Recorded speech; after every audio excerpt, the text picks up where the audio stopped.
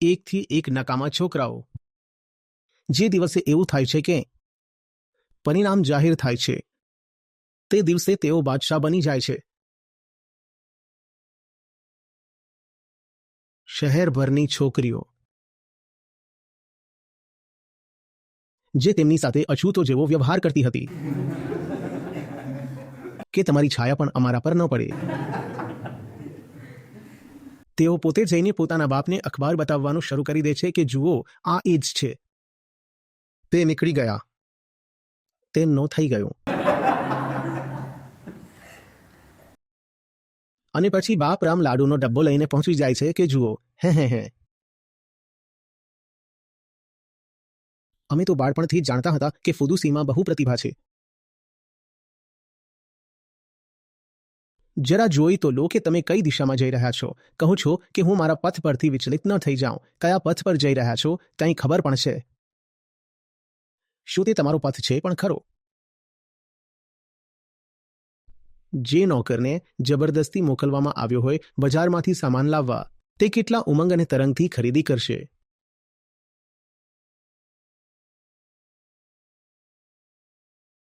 તે તો આળસ કરતો કરતો ચાલશે. અહીં રોકાશે, ત્યાં રોકાશે, સમય બગાડશે. અડધા કલાકનું કામ 4 કલાકમાં કરીને આવશે. એવી જ તૈયારી કરીએ છીએ આપણે સ્પર્ધાત્મક પરીક્ષાની. જે અડધા કલાકમાં ભણી શકાય તેમ હતું તે 4 કલાકમાં ભણીએ છીએ. તમે ક્યારેય પૂછ્યું નથી કે આવું કેમ થાય છે?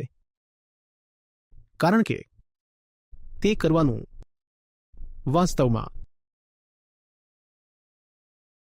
તમારું કોઈ લક્ષ્ય નથી. એટલા માટે જે પણ કરવા બેસો છો તેમાં શું થઈ રહ્યું છે? શું છે? જો હું ભારતને જોઉં તો 80થી 90% લોકોની જિંદગીનો નિર્ણય 25 વર્ષની ઉંમરે થઈ જાય છે. પૂર્ણ વિરામ. એ 25 વર્ષની ઉંમરને એવી જ માનો કે જાણે તમારો છેલ્લો દિવસ હોય અને તમે તેની તરફ ખૂબ ઝડપથી વધી રહ્યા હોવ. 25 નહીં તો 30. ઈશારો સમજો. તો જીવનના તમારી પાસે એવું નથી કે 50 થી 60 વર્ષ બાકી છે. જો તમે 23 ના હોવ તો હવે માત્ર 2 જ વર્ષ બચ્યા છે જિંદગીના. આ 2 વર્ષમાં કાં તો મુક્તિનો બંદોબસ્ત કરી લો અથવા મોત છે. જે 23 વર્ષનો છે તે સ્પષ્ટપણે સમજી લે કે જીવવા માટે બસ 2 જ વર્ષ બચ્યા છે. હવે આ 2 વર્ષમાં કાં તો પાકી વ્યવસ્થા કરી લો મુક્તિની, નહીં તો જીવિત મૃત્યુ છે તે મૃત્યુ કરતાં પણ વધુ ખરાબ હોય છે.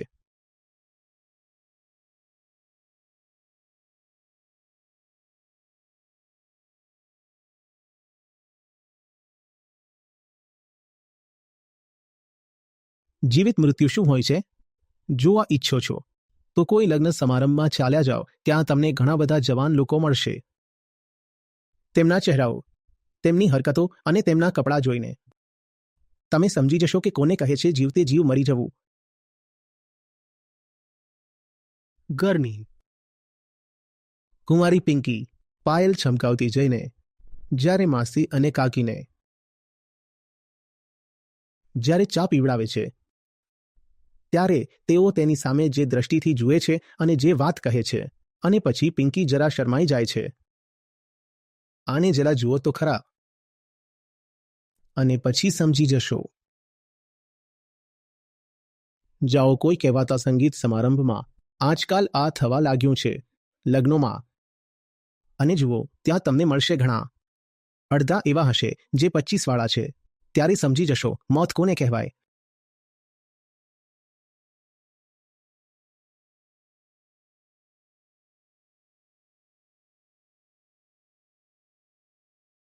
હવે તમે કરાવી લો પિંકી પાસે અધ્યાત્મ. આ જેટલા પણ છે હું બધાને પડકાર આપું છું. તમે પિંકી પાસે કરાવીને બતાવો, અને તે પણ ત્યારે જ્યારે કાકી અને માસી સામે હોય. તમે એક શ્લોક બોલાવી જુઓ, એક દોહો બોલાવી જુઓ. તમે તેને 2 વાતો સમજાવી જુઓ. કરી નથી શકતા. પિંકી ગઈ. પિંકી ગઈ.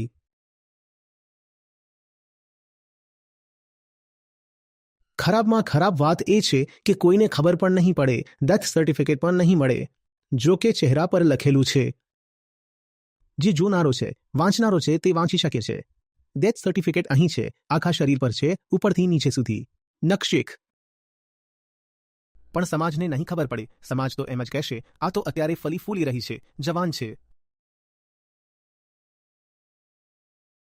એ જ લગ્ન સમારંભ અને એ જ સંગીત માટે તમે તડપી રહ્યા છો. તે થાય જ ત્યારે છે જ્યારે તમને એ મળી જાય જેની તમે શોધમાં છો, જેનું નામ તમે આપી રહ્યા છો સક્સેસ. છોકરો સફળ થઈ ગયો, હવે શું થશે? તેના માટે જ તો હેરાન છો, તેના માટે જ તો તડપી રહ્યા છો. અને સાથે બીજી વસ્તુઓ પણ આવશે. લગ્નનો અર્થ માત્ર છોકરી થોડી હોય છે. લગ્નનો અર્થ હોય છે પૈસા, ઘણા બધા. પૈસાનું પ્રદર્શન લાગે છે. લગ્ન થાય જ ત્યારે છે જ્યારે પૈસો પાક્કો હોય કે હા ભાઈ, મહિનાનો કેટલું આવે છે. આ જ જોઈએ છે. બીજું શું જોઈએ? પદાર્થ.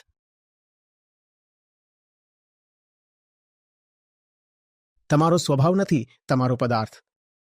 તેની પાછળ દોડશો તો આખી જિંદગી કષ્ટ પામશો. જે રસ્તે તમે જઈ રહ્યા છો, તમને ખબર પણ નથી કે તે ક્યાં જાય છે.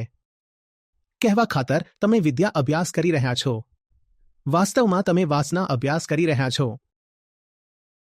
દિલ્હીમાં એક જગ્યા છે જિયાસરાય. તેના વિશે હું એટલે જાણું છું કારણ કે તે મારા કેમ્પસની બિલકુલ બાજુમાં હતી, આઈઆઈટીના. ત્યાં બધા પરીક્ષાર્થીઓ લાગેલા રહે છે. 4-4, 5-5 વર્ષ, ખબર નહીં કેટલા છે, ઘણા બધા. હજારો હશે, 10,000 હશે, 50,000 હશે, ન જાણે કેટલાય. તમને શું લાગે છે? તેમને વાસ્તવમાં જ્ઞાન સાથે કોઈ લેવા દેવા છે. બધાનું એક જ લક્ષ્ય છે, દેહ અને માંસ. ભોગ, વાસના, વિલાસ, પદાર્થ. જે માખી ગોળ માટે તરફડતી હોય.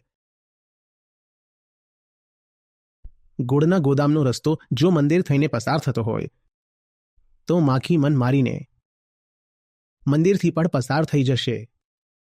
એવું ન સમજી લેતા કે તેનામાં સત્યની, વિદ્યાની કે અધ્યાત્મની કોઈ તરસ છે. તે મંદિરથી માત્ર પસાર થઈ રહી છે.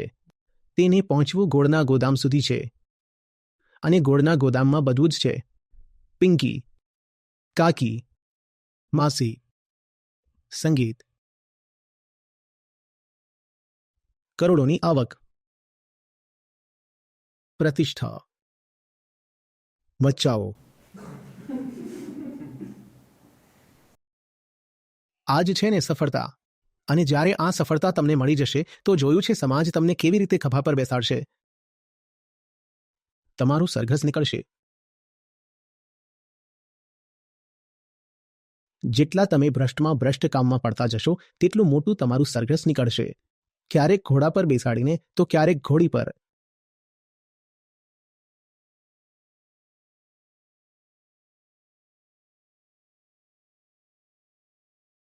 જમીન પર આવીને વાત કરો. સામાન્ય માણસને જોઈએ છે શું? બધી મોટી મોટી વાતો અને બધા મોટા મોટા પ્રયત્નો પાછળ શું છે? કોણ અભિલાષી છે સત્યનો? કોને જીવન સાર્થક કરવું છે? બધાને શું જોઈએ છે? મોટું એલઈડી ટીવી. તેનાથી પણ આગળની હવે કોઈ ટેકનિક આવી ગઈ હશે. કઈ છે? બધું ખબર છે. આખી દિવાલ જેવડું પ્લાઝમા ટીવી.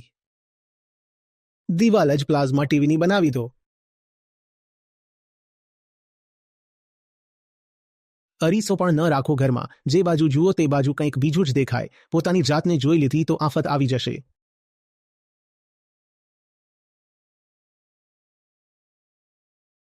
મોટામાં મોટી ગાડી, 15 થી 20 ઘર.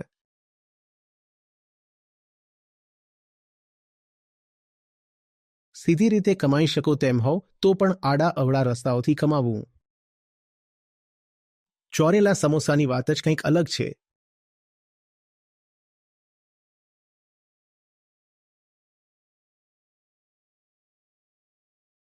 આના સિવાય આપણને કંઈ જોઈએ છે? પોતાના મનને તપાસો. ઈમાનદારીથી પૂછો, આના સિવાય કંઈ જોઈએ છે?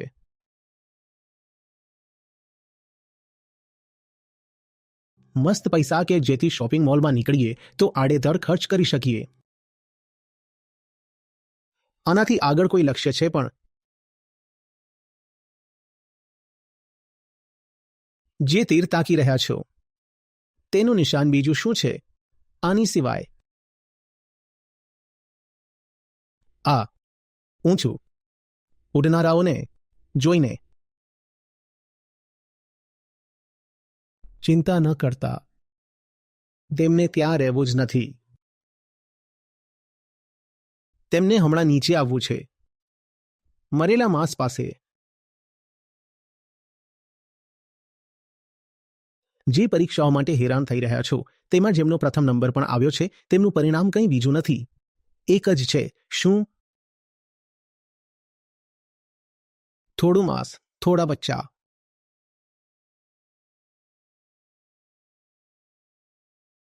બે ત્રણ વર્ષ પછી આ વાત જૂની થઈ જશે કે સાહેબનો પ્રથમ નંબર આવ્યો હતો. 2-3 વર્ષ પછી તેમના જીવનમાંથી પ્રથમ નંબરની સ્મૃતિ પણ જતી રહેશે. બાકી શું રહી જશે? માંસ અને બચ્ચા. તેમાં જીવન વીતશે, તેમાં દિવસ વીતશે. આખું જીવન તેમાં જ વીતવાનો છે, આખો દિવસ એમાં જ વીતવાનો છે. કઈ સફળતા, કઈ પરીક્ષા, તેના પર ભૂતકાળની ધૂળ પડી ગઈ. હવે જીવો આમાં, ગોળના ગોદામમાં. બધો પ્રયત્ન જ આના માટે હતો, પછી જીવો છો તમે તેમાં જ. જ્યારે જવું બધાને મરેલા ઉંદર પાસે જ છે.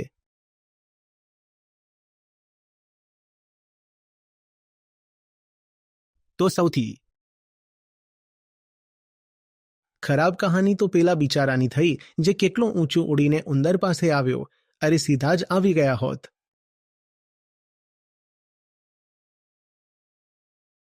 અંજામ તો બધાનો એક જ થવાનો છે. શા માટે આટલો લાંબો અને વળાંકવાળો રસ્તો લો છો?